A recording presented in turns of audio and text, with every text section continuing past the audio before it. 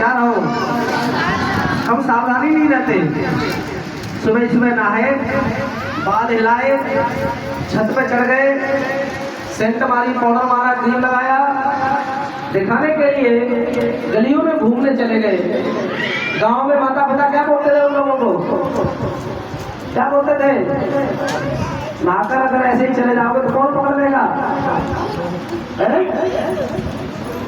हम सोचते हैं यीशु मसीह में हमें भूत नहीं पकड़ेगा, है ना? सबसे ज्यादा भूत किसको पकड़ते हैं? तुम्हारे दिमाग की तरफ फैली भी दूर कर दूं, जो सच्चाई के रास्ते पर चलते हैं। हेलो, बंसी जो बात बोल के गए, समझ में आया नहीं आया मुझे नहीं मालूम। अभी मेरा जो जुकाम हुआ, तबियत खराब हुई, मैं बताया, और मैं बता देता हूँ अपनी गलती। गाँव में एक फंक्शन था मेरे मामा का, और दूसरा सिस्टम था सारा ही काम का बाहर उतना दे दिया कि मैंने कहा था थोड़ी सी कम कर दिया, नहीं कर देंगे, और खुद की हालत जब खराब हुई, याद आया आपकी सेवा, आपकी मुलाकात संसार जीने के लिए नहीं है। तुम्हारा घर कहाँ है, तुम्हारा देश कहाँ है? स्वर्ग में। और तुम्हारी इच्छाएं कहाँ लगी रहे? स्वर्ग की ओर। जब आप नीचे लग जाएंगे सिस्टम बदल जाएगा। कितने लोग हैं जो प्रभु में आए और उन्हें भूत कभी दिखाई नहीं दिया? कोई है? नहीं दिखाई दिया, कभी नहीं देगा, कभी भी नहीं, जब से प्रभु में आए तब से नहीं दिखाई दिया। ताली बजाएंगे या 410 लोगों के लिए? मगर जो प्रभु में आए और उनको फिर और ज्यादा परेशान किया, एक आधा होगा कोई तो है? बताओ प्रभु में आने के बाद, जैसे मैंने देखा, बताओ सुबह 2 और 3 4 बबीता बहन 5, छोड़िए वो बातें। मैं जो पॉइंट पर आना चाह रहा हूँ, क्यों आ गया तुम्हारे पास? नहीं आना चाहिए, आता है। मेरा बेटा पैदा हुआ, मेरी पत्नी एक दिन रोई और रोकर बोली कि प्रभु में है हम, फिर हमारे ऊपर समस्या क्यों? अभियुक्त किसमें था? दाऊद किसमें था? जिसका उपवास के दिन बेटा मरा हो, फास्टिंग में बेटा मरा दाऊद का। आपको नहीं पता? अगर आप प्रभु में जाएंगे, जितने जितने आप यहाँ प्रभु में बढ़ेंगे, शैतान उतना ही बड़ी सेना लेकर तुम्हारे पीछे दौड़ेगा। जानते हैं इस बात को? नहीं जानते? मगर उस समय के बीच में ये जो बच्चे आज पढ़ रहे हैं, ये बातों को पकड़ लेना, दिखावा करना आज से खत्म। पढ़िए, और दिखावे के लिए अपने धर्म के काम। कई लोग क्या करते हैं कभी कभी, ये लो हेलो 500 का नोट है ये, सुन चश्मा भैया को देना, बोलो 500 रुपये दिए उन्होंने। जब वो 10 का होता है तब कैसे कर रहे होते हैं? हेलो बैंक आती है, क्यों? वो 500 वाला देते समय ना दिखावा के लिए शैतान डालता है, ये दिखा के दे, पता तो चले 500 का दिया है। जब तू 500 दे चाहे 50,000 दे, कोई है ऐसे भी देख लेता है। हेलो, उसकी आँख धर्मियों पर लगी रहती है। जब भी कभी आप धूप में कोई काम करेंगे, उसका फल आपको मिल जाएगा, और धर्मियों को थोड़ा सा देर में मिलता है, मगर अच्छा मिलता है। बोलो आमीन। बढ़िए आगे। नहीं तो अपने स्वर्गीय पिता से कुछ भी फल ना पाओगे। और नहीं तो किससे? स्वर्गीय पिता से कुछ भी फल नहीं पाओगे। कितने लोग इस बात को समझ पाएंगे? किससे फल चाहिए आपको? इंसान से, चाचा ताऊ रिश्तेदारों से, या सब सत्यवान प्रभु से? बताओ कैसे मिलेगा? बड़ा कैसे बने और क्या चीज पसंद नहीं, दो बातें समझ कैसे सबसे ऊपर मुझे बड़ा कैसे बने, बड़े कैसे बने, क्या करना है क्या नहीं करना है, ऐसे दो बात से वो वाला मसीह है। बड़े बड़े के कई लोग कहेंगे घड़ी बड़ी की बात कर रहे हैं। सो एक लाइन ऐसी चीजें लिखो, बड़े कैसे बने यहाँ पे लाइन ये नहीं करना, इधर मुझे नहीं करना और आगे तुरही न बजवा, ठीक है। जैसे जैसे कपटी सभाओं और गलियों में करते हैं। जब तू दान करे तो अपने आगे तुरही न बजवा। गलियों में करते हैं। तो प्रभु ने कहा जैसे कपटी लोग करते हैं वैसे तुम्हें नहीं करना। ताकि लोग उनकी बड़ाई करें। कहीं जाना है, कहीं जाना है, पाना मंगलापुरी को तो पहुंचा दिया बस में, अब कहीं जाना है।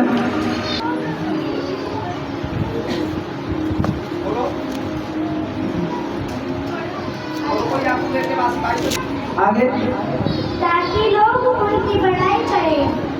और वो क्या चाहते हैं संसारिक लोग? क्या बड़ाई करें? ये लड़का बहुत अच्छा है, ये लड़की बहुत अच्छी है, ये बहन बहुत अच्छी है, इसके चक्कर में कई बार लोग लगे रहते हैं परमेश्वर के पिता से कुछ भी फल नहीं पाते। 100 रुपए भी देंगे तो क्या करके देंगे? गाँव में शादी वगैरह में क्या करते जाते हैं? दूल्हा होता है ना, फोटो खिंचवा रहे हैं, क्या कैसे खिंचवा? कोई दान लेने आता है गाँव में, कुछ प्रोग्राम होता है हमारे गांव में, क्या करते हैं माइक में, हेलो ये ले 200 रुपये मेरा नाम बोल दे थोड़ा बहुत। वो 2 मिनट घूम गया तो क्या कहते हैं हेलो, हाँ सुना नहीं मेरा नाम। और यहाँ पर प्रभु क्या कह रहा है? आप में और संसार में जमीन आसमान के बराबर अंतर है। आपको इधर वाले काम ये कभी नहीं करने हैं, ये कभी भी ऐसे करता लगा देगा, ये कभी नहीं करना है। सुनिए अब जो करना है वह सीख के जाइए। मैं तुमसे सच कहता हूँ। मैं तुमसे सच कहता हूँ, यानी राइट, सही बात क्या है? कि वे अपना प्रतिफल पा चुके। उनका सब बराबर हो गया, फल पा चुके। परंतु जब तू दान करे तो जो तेरा दाहिना हाथ करता है, कौन सा हाथ करता है? दाहिना, कौन सा डायनामिक्स, कौन सा? सीधा सीधा। अगर सीधे हाथ से दे रहे हैं तो उल्टे को मैं पता बाएं हाथ ना जानने पाए। ये कैसी बातें पढ़ रहे हैं? ये कौन सी बातें कर रहे हैं चंद्रमा भैया? पैसे तो हमेशा दोनों ही हाथों से लेते हैं, पता कैसे नहीं चलेगा? इस हाथ को कैसे पता नहीं लगेगा? सब पता लग जाता है। क्या हाथ की बात है? क्या बात है? वो ऐसे क्या है? वो आप छुपी हुई क्या बात है? दान को मुफ्त में करें, दान को मुफ्त में करें, वो पता ना लगता। तो इसका मतलब राइट हैंड या लेफ्ट हैंड में कोई फर्क नहीं है, मगर ये बड़ा फर्क है। ये 1800 का है तो हमारा ना। कई लोगों को गलत कन्फ्यूजन हो जाती है कई बार, जैसे एक आधा लोगों का नाम ले दिया, एक आधा का नहीं ले पाया, भूल जाता हूँ ना मैं कई बार, तो वो सोचते हैं हमारा नाम क्यों नहीं लिया। 1800 नहीं, आपका 18 रुपये भी अगर आया है ना प्रभु में, वो देख लिया है उसने। वो हालेलुया। एक व्यक्ति आया और वो भेंट लेकर आया, और वो भेंट जब डाला तो प्रभु ने उसे स्वीकार कर लिया। एक व्यक्ति और आया, वो भेंट लाया, उसको स्वीकार नहीं किया। क्या हुआ? क्या फर्क था? वो तो स्वर्ग में है उसका सिंहासन, पृथ्वी उसका चरणों की चौकी है। कैसे पता लग गया कि ये अच्छा भोजन नहीं लाया है, ये अच्छी दाल नहीं लाया है, ये अच्छा अन्न नहीं लाया है? क्या मन बोलो? उसकी आंखें हमेशा धर्मियों पर नहीं रहती, वो जानता है। बहुत सारी बातों में मैंने लोगों को देखा, कपड़े देते हैं कई लोग, आता है वो जानता है। लोग परेशान होते हैं, ऐसा क्यों हुआ?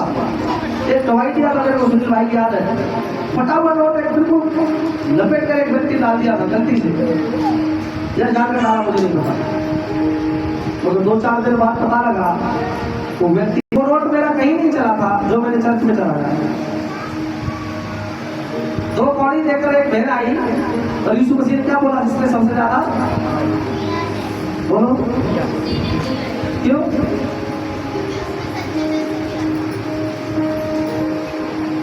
बात कुछ और है। उसके पास उतना ही था, उसने वही दे दिया।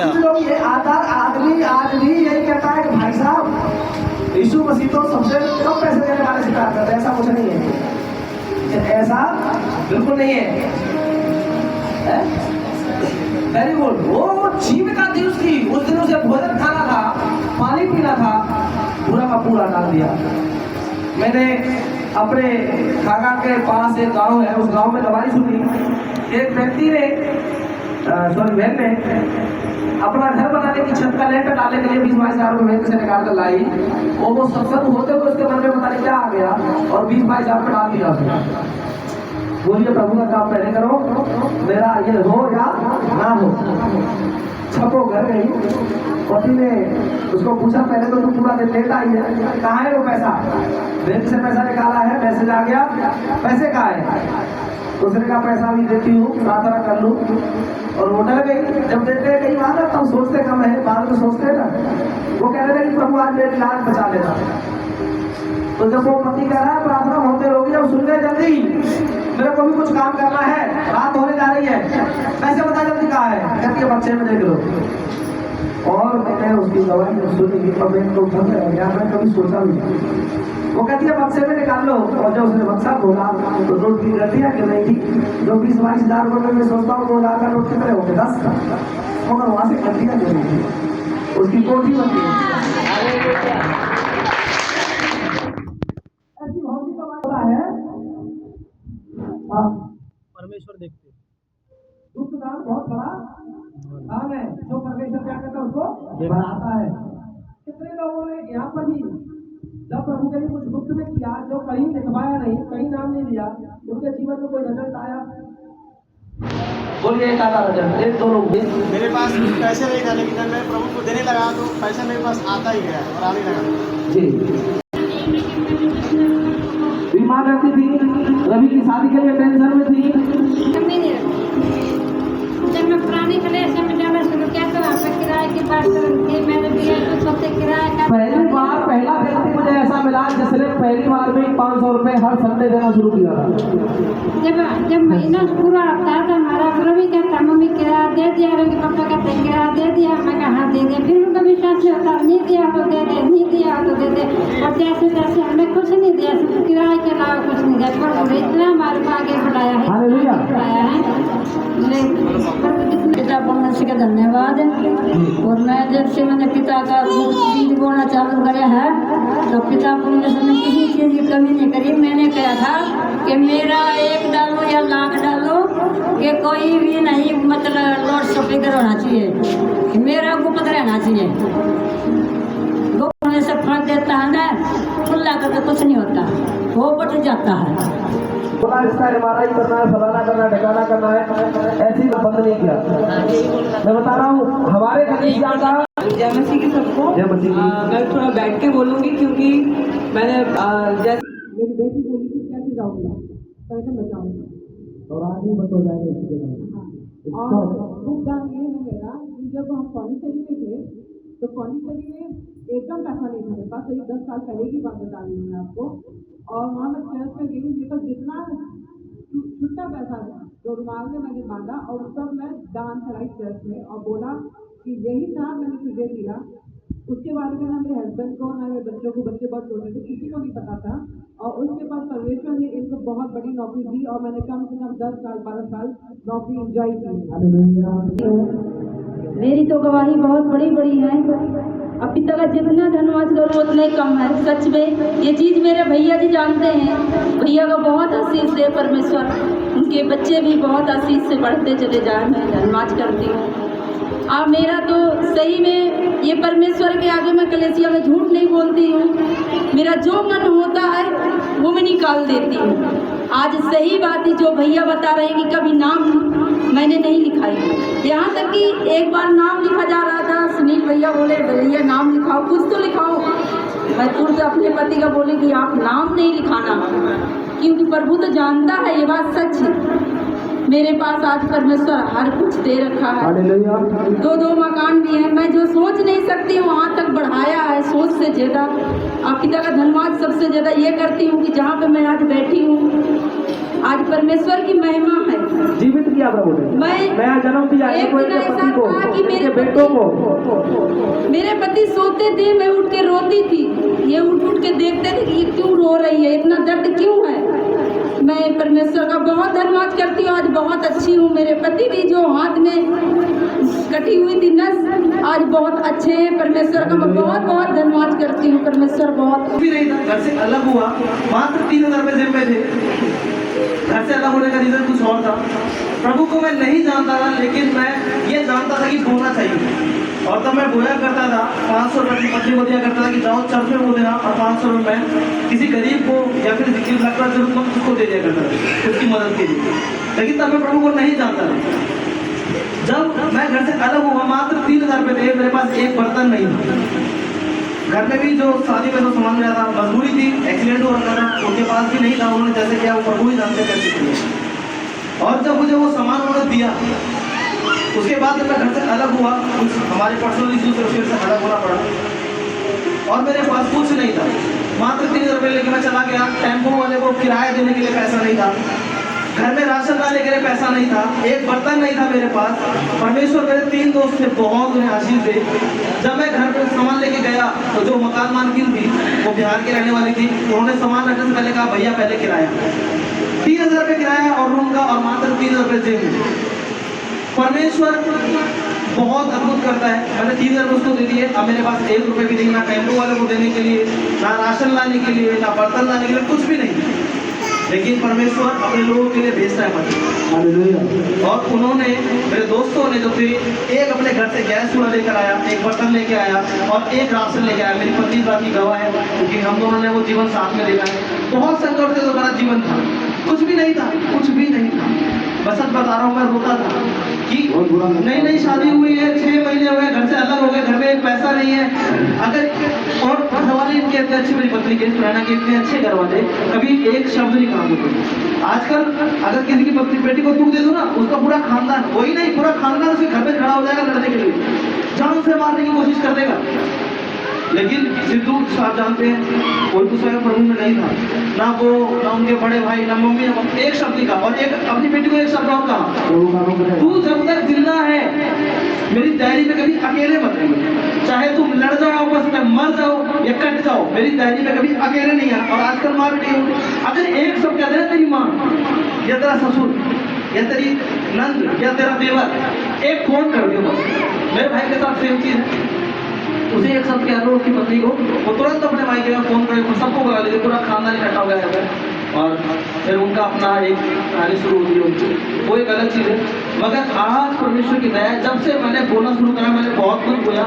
यहाँ इस कलीसिया में भी हुआ और जहाँ मैं था, जहाँ से प्रभु को जाना वहाँ भी। आज मेरे घर पे परमेश्वर का धन्यवाद है। बहुत लोग जानते हैं, कूलर भी नहीं था मेरे घर में, एक छोटा सा कूलर, एक पंखा भी नहीं था। आज मेरे घर में एक नहीं, 2 रूम है, एसी है, पंखा है, सब कुछ है। परमेश्वर ही ये परमेश्वर है। क्योंकि मैंने जब भी बोया, कभी उड़ा के नहीं कि मैं 10,000 सैलरी 1,000 दे दूंगा तो 9,000 में क्या होगा, 3,000 उनका किराया, फिर बाइक भी है, घर का राशन भी है, कभी नहीं सोचा। बोया 10,000 से 12, 14, 15, आज 18, और अभी फिर बातचीत चल रही है। दान देने में जो ताकत तो आई है, क्योंकि जब से हम भी दान दिए तब से परमेश्वर हमें बहुत आगे बढ़ाया है।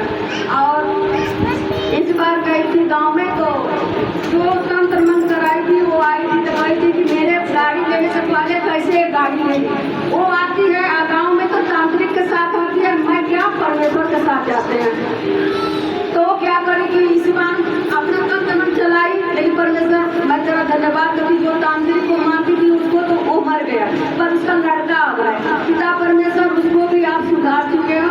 और जब आती है तब तंत्र कराती है कि आगे न बढ़ पाए, लेकिन क्या कि हमारे साथ परमेश्वर है। कौन ऐसा इंसान रह सकता है कि हमारे खानदान में अगल बगल और दुष्ट घूमता है। हम देखते भी हैं, कभी हमारे घर में कटकन देना मेरे सामने पीछे करती है, किसके भरोसे, हम परमेश्वर के भरोसे रहते हैं। क्योंकि परमेश्वर के हमारे साथ परमेश्वर है। वो आती है तो तांत्रिक के साथ आती है, तो परमेश्वर का धन्यवाद करते हैं कि वो कहती है हमारे बाल बच्चे का तो शादी उस घर में हुआ, लेकिन उसके बाल बच्चे का शादी क्या बाहर होता है। कहती है जब मैं बहू को लेकर आऊंगी तो क्या करूँ, रामायण कहूँगी।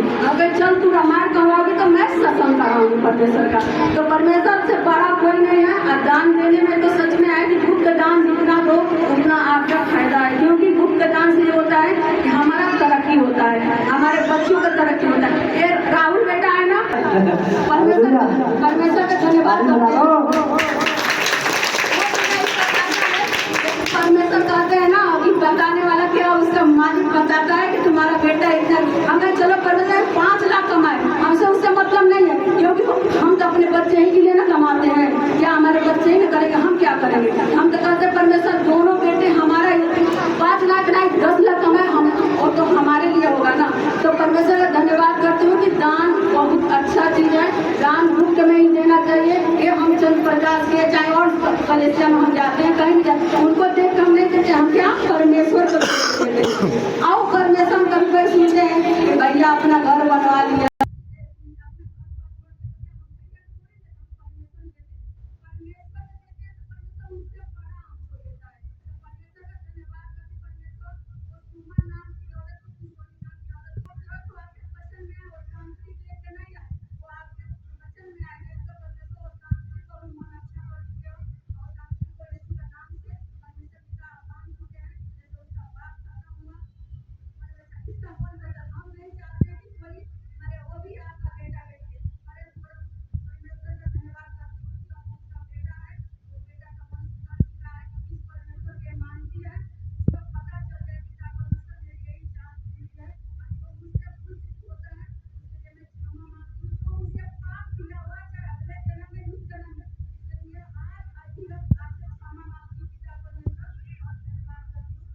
बड़ी गवाही है। तो जो मैंने बोला आज पढ़ने के लिए क्या है, जो 3 अक्षर लिखा है, क्या लिखा है सबसे पहले,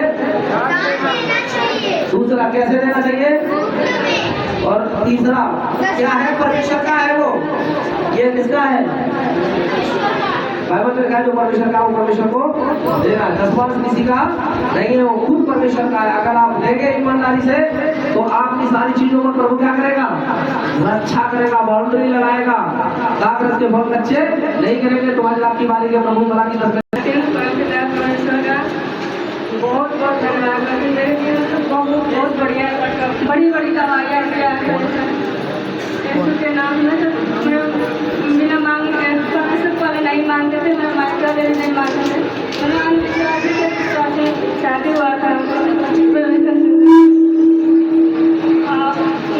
माइक पास करो मेरी। जब से भेंट किया और ये पढ़ने की बात आप स्कूल में जाते ही इसको पागल जैसा कर देगा, उल्टी होना, जब से भेंट किया और उसके बाद बता रहे जब पढ़ भी रहा है, नंबर अच्छे लाता है। वो छोटी सी बेटी मैं घर के यहाँ मेरे बेटा की थी और मेरे को बोलते जाते ही बोला अंकल जी पता नहीं क्या बोला कि ये देखो मैं ये काम कर देती हूँ, सारा दिखा रही है ABCD 1 2 3। मेरे बोला वेरी गुड। ये किसकी आशीष है, परमेश्वर की।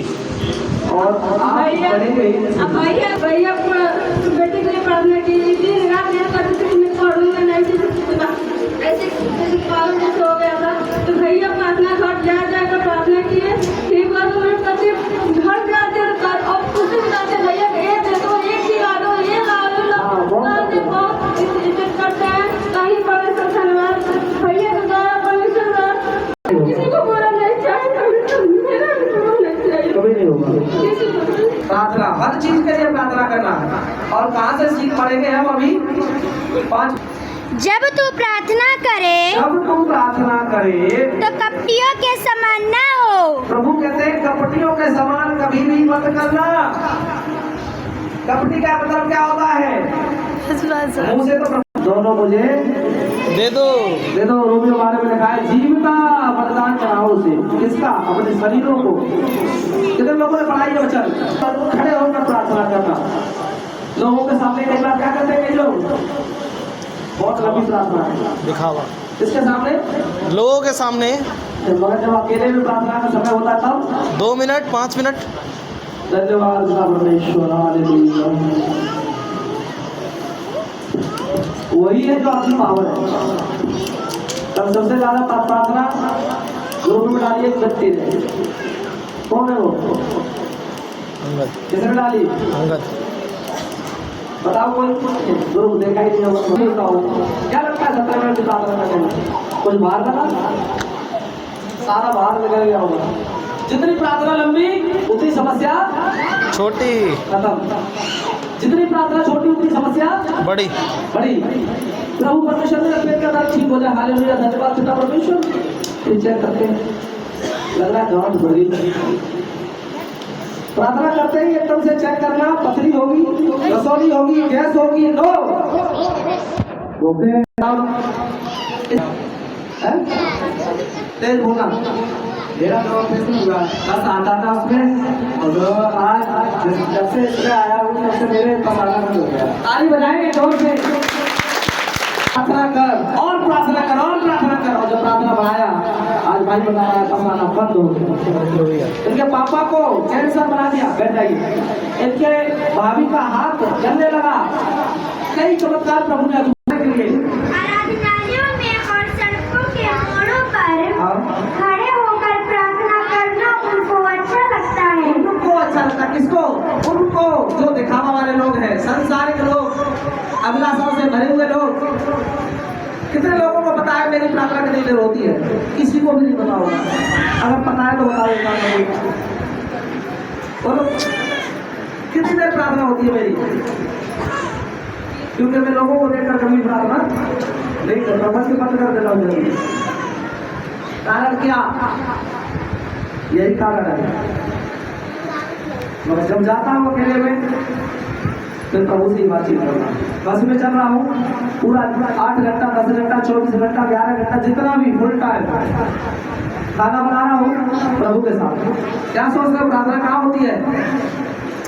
हर एक जगह। हर एक जगह। जहाँ भी आप हैं वहाँ प्रार्थना कर सकते हैं। हालेलुया। यीशु मसीह कहाँ गए थे सुबह उठकर? प्रार्थना करने। कहाँ? पहाड़ों में। कहाँ जाएंगे आप प्रार्थना करने के लिए? सिद्धू ने मुझे पूछा, बोला भैया यीशु मसीह तो बाइबल में पहाड़ों पर प्रार्थना करने जाते थे, मैं तो छत पे जाता हूँ। मैंने बोला अच्छी बात है, मगर अगर कहीं फ्लोर मिल गया तुम्हें तो छत वाली कहीं गेट खटखटाएंगे और जाके भैया वो प्रार्थना करने आया हूँ, करने देंगे वो। उसका मतलब जानते हैं? उसका मतलब क्या है? गुप्त में प्रार्थना। बाहर की प्रार्थना नहीं थी वो, गुप्त में प्रार्थना। अलग हटकर चेलों से, चेले हैं उनके सामने नहीं और उनसे अलग होकर प्रार्थना किया करते हैं। ये गुप्त प्रार्थना होती है। आगे। मैं तुमसे सच कहता हूँ कि वे अपना प्रतिफल पा चुके। वे अपना फल पा चुके। परंतु जब तुम प्रार्थना करो तो अपनी कोठरी में जा, अपनी कटोरी में जाए करके और रूम में क्या करना है? पहले कुंडी लगानी है। बाथरूम में जाते हैं ना, क्या करते हैं पहले? क्यों? ये तो कोई करेगा, आ नहीं जाए, आएगा क्यों? अगर बैठे उधर नहा रहे हैं तो कोई एक क्या कर लेते हैं? कुंडी खोलते ताकि मम्मी को पता लग जाए, पापा को पता लग जाए, और भी कोई आएगा वो देखेगा बड़ा अच्छा घर में। ये तो बहुत प्रार्थना करता है। मैं दीपिका में नाराज हो रहा था अभी, और मैंने कहा तुझे बहुत मालूम हुआ मैं लड़की, काफी समय हो गया है। मैंने कहा तेरी इतनी ज्यादा प्रार्थना होती थी, तेरा इतना वचन सही था, तेरा समय क्यों खराब हो रहा है? कुछ नहीं जवाब दिया मुझे, रोने लगी बस। दूसरा दिन फिर मैंने सुबह देखा तो मुझे प्रार्थना करते हुए नहीं नजर आई, और मैं अपनी पत्नी से बोलने लगा, बोला दीपिका को क्या हो गया? इसको ये क्यों प्रार्थना नहीं कर रही है? इसका मैंने कहा दिमाग ठीक नहीं लग रहा है इसको। मैंने कहा सच में मैं मारूंगा नहीं, अगर इसने सही सुधार नहीं किया तो गलत बात है। इस लड़की को प्रार्थना ज्यादा करनी चाहिए।